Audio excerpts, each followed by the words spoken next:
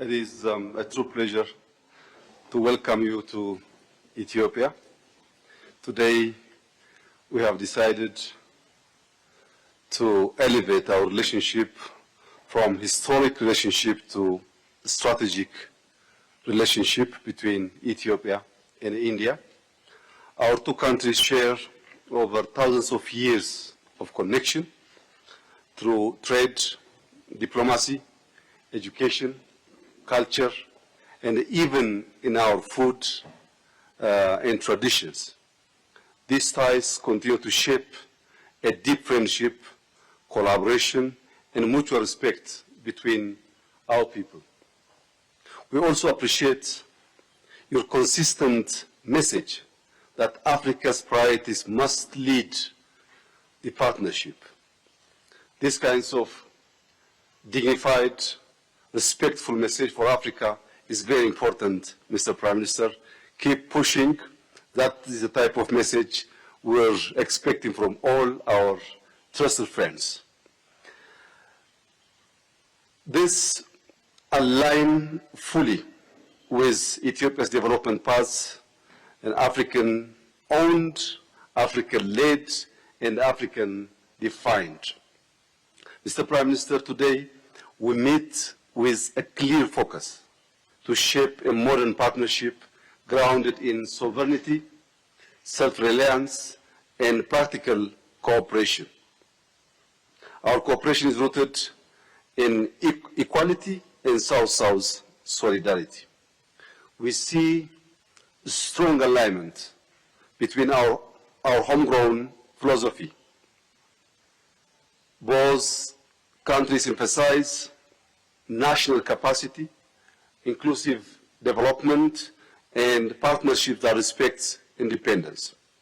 Mr. Prime Minister, our economy, Ethiopian economy, is performing strongly.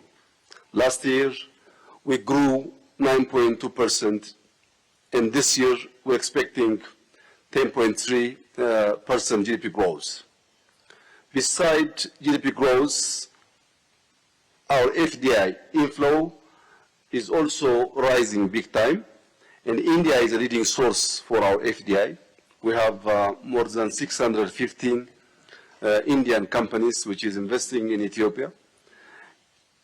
This all gives our cooperation a strong foundation of trust. I think our decision today that we elevate our historic relationship to strategic relationship is the right decision. Mr. Prime Minister, it's a great joy to have you here in Ethiopia. Thank you very much for visiting us. I hope in the next session we're going to discuss some specific issues. Thank you, Mr. Prime Minister. Excellency, my brother, my friend, Ethiopia की यात्रा करके सच में मुझे बहुत खुशी हो रही है। ये इथियोपिया का मेरा पहला दौरा है, लेकिन यहाँ कदम रखते ही मुझे अपनेपन और गहरी आत्मीयता का उसका बहुत गहरा अनुभव हुआ है। भारत और इथियोपिया के बीच हजारों वर्षों से निरंतर संपर्क, संवाद और आदान प्रदान होता रहा है। अनेक भाषाओं और समृद्ध परंपराओं से संपन्न हमारे दोनों देश विविधता में एकता का प्रतीक है। दोनों देश शांति और मानव कल्याण के प्रति प्रतिबद्ध लोकतांत्रिक शक्तियां हैं। हम ग्लोबल साउथ के सहयात्री भी हैं और साझेदार भी हैं। अंतर्राष्ट्रीय मंचों पर भी हम कंधे से कंधा मिलाकर खड़े रहे हैं।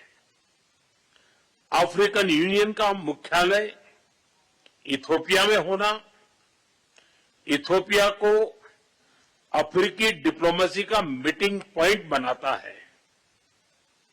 एक समावेशी विश्व, इंक्लूसिव वर्ल्ड के साझा विजन से प्रेरित होकर भारत ने 2023 में यह सुनिश्चित किया कि अफ्रीकी यूनियन G20 का सदस्य बने।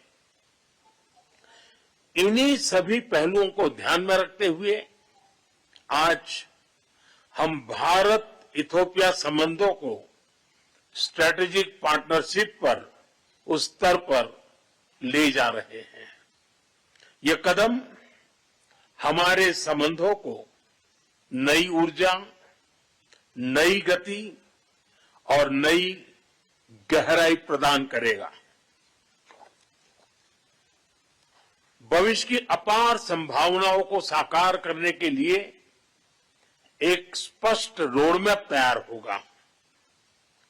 आज हमें हमारे सहयोग के प्रमुख आयामों जैसे economy, innovation, technology, defence, health, capacity building और मल्टीलेटरल कोऑपरेशन पर विचार विमर्श करने का मौका मिला। मुझे खुशी है कि आज हमने भारत में इथियोपिया के लिए स्टूडेंट स्कॉलरशिप को डबल करने का निर्णय लिया है। एक्सेलेंसी, पहलगाम आतंकी हमले पर आपकी संवेदनाओं और आतंकवाद के विरुद्ध हमारी लड़ाई में आपके समर्थन के लिए आपका बहुत बहुत आभार। और आतंकवाद के खिलाफ हमारी लड़ाई में मित्र देशों का साथ होना ये बहुत ही मायने रखता है। एक बार फिर मैं आपका, मेरा और मेरे डेलीगेशन का इतना भव्य स्वागत करने के लिए हृदय से बहुत बहुत आभार व्यक्त करता हूं।